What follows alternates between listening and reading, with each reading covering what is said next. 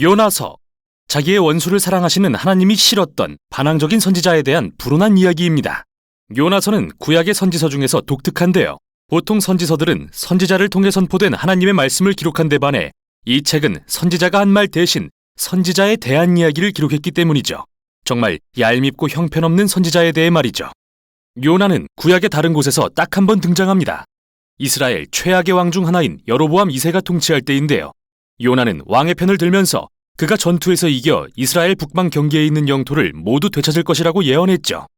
그런데 중요한 사실은 아모스 역시 여로보암 2세에 대해 예언을 했다는 건데요. 그는 요나와는 달리 여로보암이 너무나 끔찍한 왕이라서 그 영토를 모두 잃을 것이라고 말했습니다.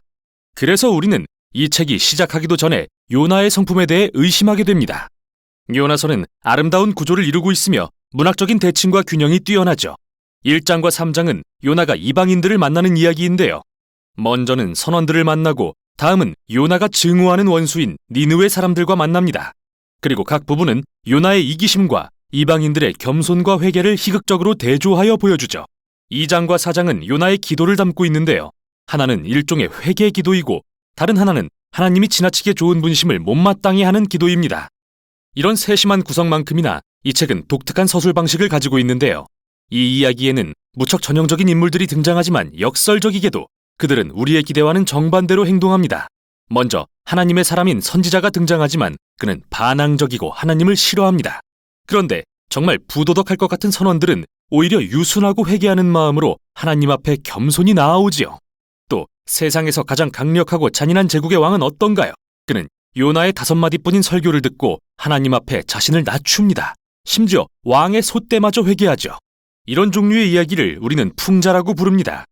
이는 극단적인 상황에 놓인 잘 알려진 인물들에 대한 이야기인데요. 유머와 반어법을 사용해 그들의 어리석음과 성격적 결함을 비판하죠. 그럼 이제부터 이야기를 자세히 들여다보도록 하겠습니다. 이야기는 하나님이 요나에게 이스라엘의 적국인 아수르의 수도 니느웨로 가서 그들의 죄악과 불의를 질책하라는 임무를 주시는 걸로 시작합니다. 그런데 요나는 동쪽 니느웨로 가는 대신 반대 방향으로 향합니다. 그리고 가능한 한 가장 먼 서쪽 다시스로 향하는 배를 발견합니다. 여기서 드는 질문은 바로 왜냐는 건데요. 왜 요나는 도망칠까요? 두려운 걸까요? 단지 니느웨 사람들이 싫은 걸까요? 아직 그 이유는 안 나옵니다. 어쨌든 하나님의 사람이 하나님으로부터 도망가려고 합니다. 그는 이방 선원들이 가득한 배에 올라타고는 배 밑창으로 내려가 누워서 깊이 잠이 듭니다. 그러자 하나님은 큰 폭풍을 보내 그분의 선지자를 깨우시죠. 그때 역설적으로 가판 위의 선원들은 멀쩡하게 깨어서 무슨 일이 일어나고 있는지 다 깨닫고 있고요. 그들은 이 상황이 신의 능력에 의한 거라는 걸 분별할 줄 압니다. 그래서 그들은 제비를 뽑아 요나가 문제의 장본인이라는 것을 알아낸 뒤 그에게 자신이 누구인지 설명하라고 요구하자 요나는 종교적인 말들을 주절주절 늘어놓습니다. 나는 히브리 사람이요 바다와 육지를 지으신 하나님을 경외하는 사람이요 라고 말이죠. 이 얼마나 우스운 일입니까? 그래요. 하나님은 분명 바다와 육지를 만드셨죠. 그렇다면 요나는 이런 하나님께로부터 배를 타고 도망갈 만큼 멍청한 걸까요?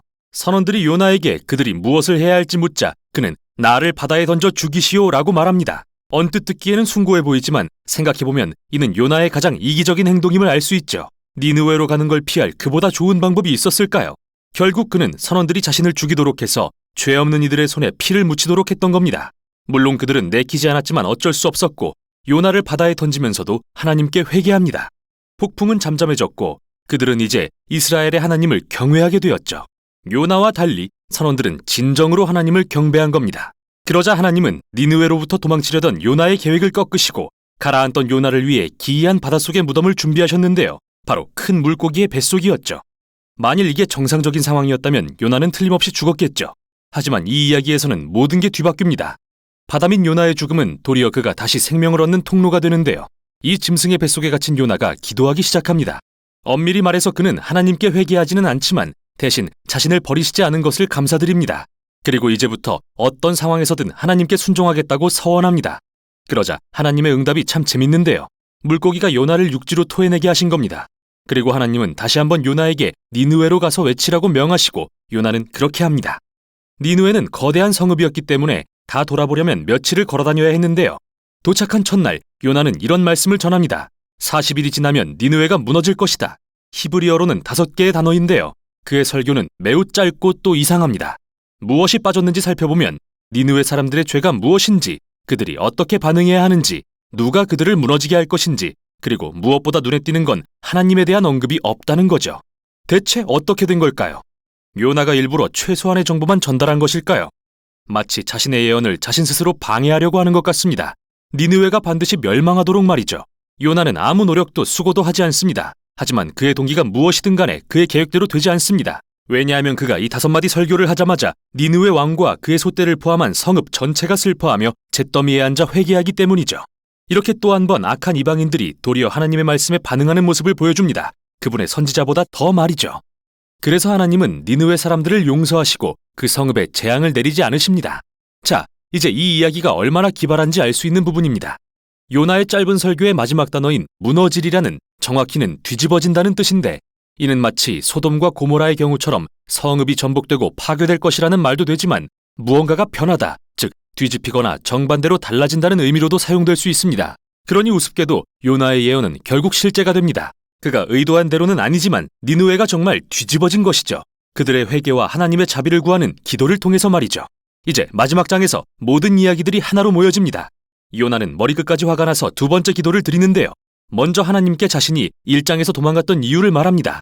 두려워서가 아니라 오히려 하나님이 얼마나 자비로운 분이신지 알았기 때문이라고 말이죠. 그리고 요나는 대단하게도 출애굽기에서 하나님이 스스로 자신을 설명하신 내용을 인용해 도리어 그분을 모욕합니다. 하나님은 자비로우셔서 이 악독한 니느웨 사람들마저도 용서할 뿐이라는 걸 안다고 말이죠. 요나의 말에서 진절머리가 난 게 느껴지네요. 그는 대화를 끊고 하나님께 그냥 그 자리에서 자신을 죽여달라고 말합니다. 그의 원수를 용서하시는 하나님을 따르느니 차라리 죽는 게 낫다면서요. 다행히 하나님은 요나의 원대로 해주지는 않으시고 내가 화를 내는 것이 옳으냐고 물어보십니다. 요나는 하나님의 질문을 무시하고 성읍 밖으로 나가 주변 언덕에 초막을 짓고 무슨 일이 일어나는지 보려고 기다립니다. 혹시 아나요? 니느웨 사람들이 회개한 걸 도로 뉘우치고 멸망하게 될지. 그때 정말 이상한 일이 일어납니다. 하나님이 박넝쿨로 요나를 위해 그늘을 만들어주시고 그는 매우 좋아합니다. 그런데 이번엔 하나님이 작은 벌레를 보내 넝쿨을 갉아먹게 하시고 뜨거운 태양빛 아래 그늘을 잃은 요나는 다시 하나님께 한번 자신을 죽여달라고 간청하죠. 하나님은 다시 요나에게 내가 화내는 것이 정말 옳으냐고 물으십니다. 요나는 대답합니다. 네, 당연하죠. 제발 절 죽게 해주세요. 이것이 이 책에서 요나가 한 마지막 말입니다. 책은 하나님의 말씀으로 끝맺어집니다. 하나님은 이 박넝쿨 사건을 통해 요나가 깨닫게 하려고 하셨다고 말씀하십니다. 요나는 이 넝쿨 하나가 아깝고 소중해 화를 냈습니다. 고작 하루 즐겼던 식물을 가지고요. 그리고 하나님은 요나에게 사람이 박넝쿨보다 더 귀하지 아니하냐고 물으십니다. 내가 박넝쿨을 아낀 것처럼 하물며 이 큰 성읍 니느웨와 그곳에 사는 갈 길을 잃은 수천 명의 사람들과 소떼까지도 내가 아끼지 아니하겠냐고 말이죠. 이 책은 이렇게 하나님께서 요나에게 그의 원수에게 자비를 베풀어도 되는지 허락을 구하시는 듯한 모습으로 끝나는데요. 요나의 대답은 뭐였을까요? 책에는 나오지 않습니다. 그게 핵심이 아니기 때문이죠. 핵심은 이 책이 여러분에게 불편한 질문을 던지고 있다는 것입니다. 그리고 하나님의 질문은 사실 독자인 여러분을 향하고 있는 것이죠. 당신은 하나님이 당신의 원수마저도 사랑하신다는 사실이 받아들여지나요? 이렇게 이 책은 독자를 향해 거울을 비춥니다. 요나서를 통해 우리의 가장 악한 속성을 확실히 보게 되면 원수를 사랑하시며 요나와 다를 바 없는 우리를 끝까지 인내하시는 하나님 앞에 겸손과 감사가 우러나오게 되는 것이죠. 따라서 이 특이한 이야기는 사실 하나님의 자비가 얼마나 크신지를 알려주는 기쁜 소식이자 우리의 삶에 깊은 도전이 되는 말씀입니다. 이것이 바로 요나서입니다.